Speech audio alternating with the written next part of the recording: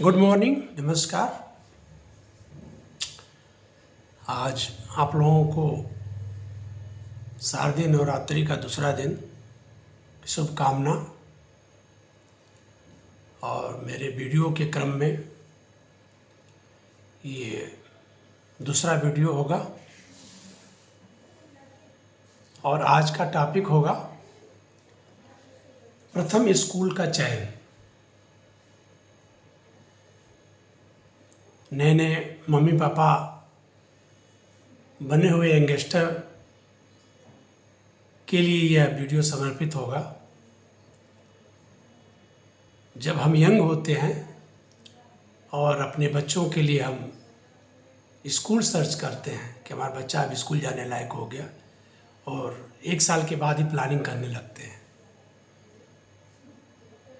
और आज play group में जाने के लिए 2 साल के बच्चों का एडमिशन शुरू हो जाता है। लेकिन हम चयन करते समय कुछ गलतियां कर बैठते हैं, क्योंकि जब हम स्कूल का चयन करते हैं तो हम अपने स्टेटस के अनुसार चयन करना चाहते हैं कि हम क्या हैं। हम अच्छे से अच्छे स्कूल में डालेंगे। अच्छा स्कूल होता कौन है ये हमें पता ही नहीं होता है। अच्छा स्कूल में बहुत बड़ी बड़ी बिल्डिंग हो, दून स्कूल, सेंट जॉन्स हो, जहाँ लंबी लंबी कतारें लगी रहती है एडमिशन के लिए, उसको हम मान लेते हैं कि ये अच्छा स्कूल है और इसी में मेरा बच्चा पढ़ेगा। कभी हम ये नहीं सोचते हैं कि अपने बच्चे के लिए मैं स्कूल खोज रहा हूँ, न कि अपने स्टेटस के लिए खोज रहा हूँ। जिस दिन हम ये सोचने लगे कि हम अपने बच्चे के लिए स्कूल खोज रहे हैं और मेरा बच्चा जो है किस स्टेज पे है, उसको इनिशियल ज़रूरत क्या है स्कूल की, अगर ये अपने दिमाग में हम रखें तो उसके लिए हम एक अच्छे स्कूल खोज सकते हैं। फीस, स्टेटस ये कोई मायने नहीं रखता। तो पहले जो हम कई स्टेप बताएंगे, पहला स्टेप होता है छोटे बच्चे के स्कूल सर्च करने के लिए कि उसके डिस्टेंस का ध्यान रखिए। ऐसा नहीं कि 10 किलोमीटर दूर स्कूल है और वो बस से आता है जाता है, बच्चा जाने वाला है और हम उस 2 साल 2.5 साल के बच्चे को बस में बैठा दिए। ये गलती कभी मत करिए। अपने आसपास के स्कूलों को देखिए। 1 kilometre, 2 kilometre, maximum 5 kilometre. 5 kilometre mostly कोशिश करिए कि हम अपने बच्चे को साथ में ले जाएं और उनको ले आए। इनिशियल स्टेज में आपकी भी उतनी ज़रूरत है जितने कि स्कूल को खोज रहे हैं। हम स्कूल में डाल के उसके भविष्य को नहीं सुधार सकते। हम अपने साथ भी उसको रखें। हम उसको मम्मी पापा कोई उसको स्कूल तक ले जाए, फिर छुट्टी हो तो स्कूल से ले आए। और उन इनिशियल बच्चों के लिए स्कूल का जो ड्यूरेशन हो 3 to 4, 5, इससे ज़्यादा आवर न हो, ये सब का ध्यान रखिए। तो पहले किलोमीटर का ध्यान रखिए। अपने नियर बाई कॉलोनी में स्कूल हो और उस स्कूल का स्टेटस देखिए कि वहाँ की पढ़ाई कैसी होती है, वहाँ कैसे प्ले ग्रुप का कॉन्सेप्ट क्लियर है कि नहीं है। प्ले ग्रुप हम डाल तो देते हैं, लेकिन पेरेंट्स सोचते हैं स्कूल गया बच्चा और उसको लिखना आ जाए। ऐसा नहीं है।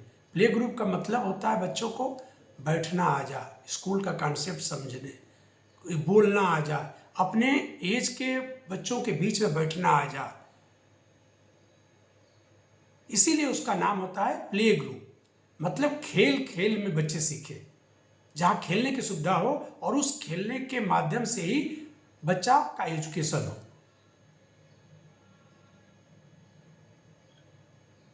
तो कम से कम 6 मंथ उसके लिए कोई बुक ना हो, कोई कॉपी ना हो, केवल प्ले हो। प्ले के माध्यम से बच्चे को सिखाया जाए, बच्चे को बताया जाए।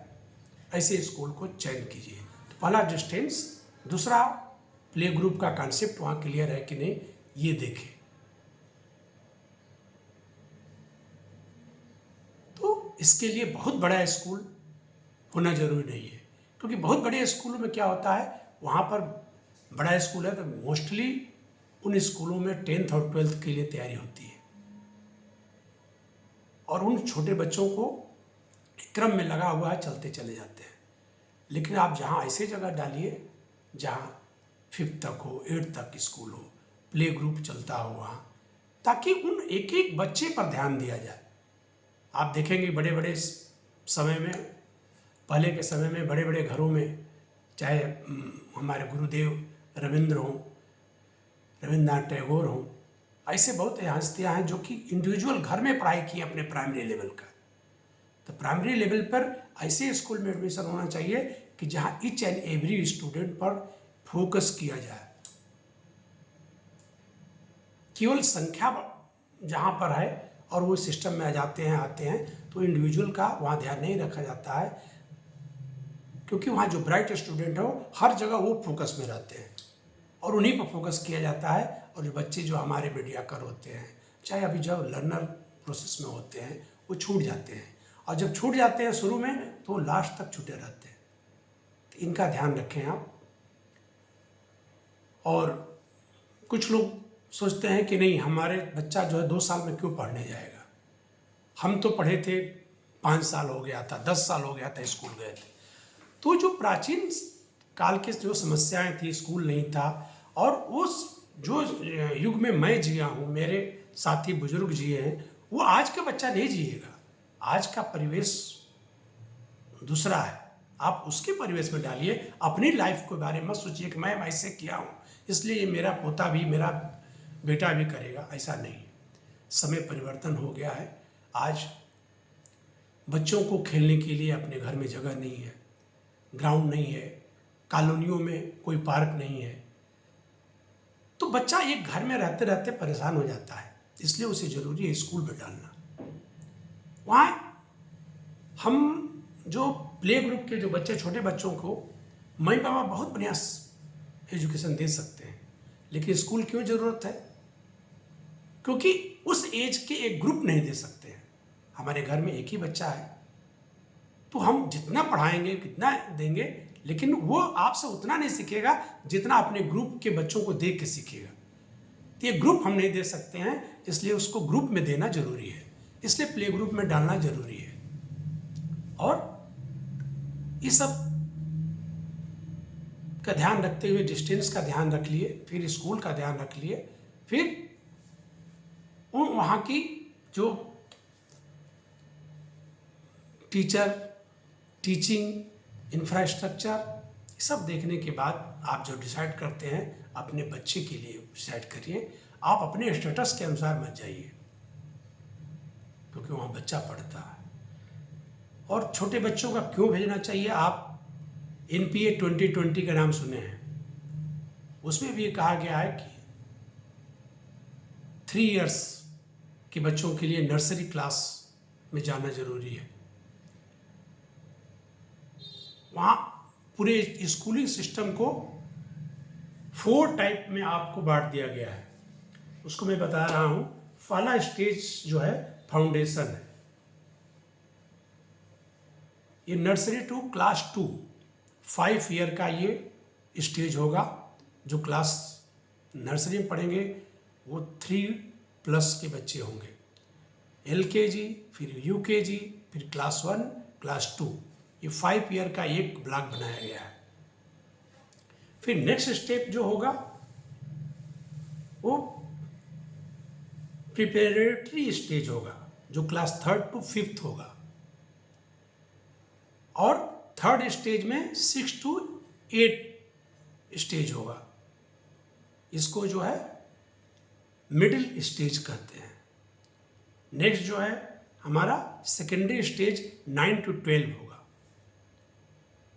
तो इस तरह से NEP 2020 के द्वारा स्कूलिंग को 4 पार्ट में डिवाइड कर दिया गया है, और उसी स्टेज के अनुसार बच्चों को पढ़ना जरूरी है। तो कहीं हम जब उसको नहीं पढ़ाएंगे, वहाँ स्कूल में नहीं भेजेंगे, तो वो जो हमारा बेसिक चीज़ जो वहाँ बताया गया वो हमारे बच्चे को ज्ञान नहीं होगा। वो उसको नहीं मिलेगा। फिर आप क्लास 1 में डायरेक्ट डालते हैं तो जो बच्चों को नर्सरी, LKG, UKG में बताया गया वहाँ वो नहीं जानेंगे। हो सकता है अक्षर ज्ञान आप उससे ज़्यादा दे दिए हो, लेकिन अपने एज ग्रुप से जो सीखा वो नहीं सीखा। इसलिए आप बस वीडियो बहुत लंबा ना हो, इसलिए मैं केवल आपका इस टॉपिक के अनुसार कि इस प्रथम स्कूल का चयन करते समय ध्यान रखें कि हम पहला ध्यान रखें डिस्टेंस का, डिस्टेंस बहुत ज़्यादा ना हो। फिर अपने स्कूल जहाँ आप डालते हैं उस स्कूल पर पर्सनली केयर होता है कि नहीं, बच्चे पर पर्सनली ध्यान दिया जाता है कि नहीं, प्ले ग्रुप का कंसेप्ट क्लियर है कि नहीं, नर्सरी का सिलेबस उस बच्चे के अनुसार है कि नहीं, ये सब देखकर उनका चयन कीजिए और उसको एडमिशन कराइए। फिर आगे कौन कौन से स्टेज पर क्या क्या बच्चा करेगा, इसके लिए हम डेली एक 5 to 10 मिनट्स का वीडियो आपके लिए डालेंगे। उसको देखें, उसे सीखें और अब बच्चे को आगे बढ़ने को प्रेरित करें और आगे आप बढ़ाएं और खुद बढ़ें। धन्यवाद, थैंक यू।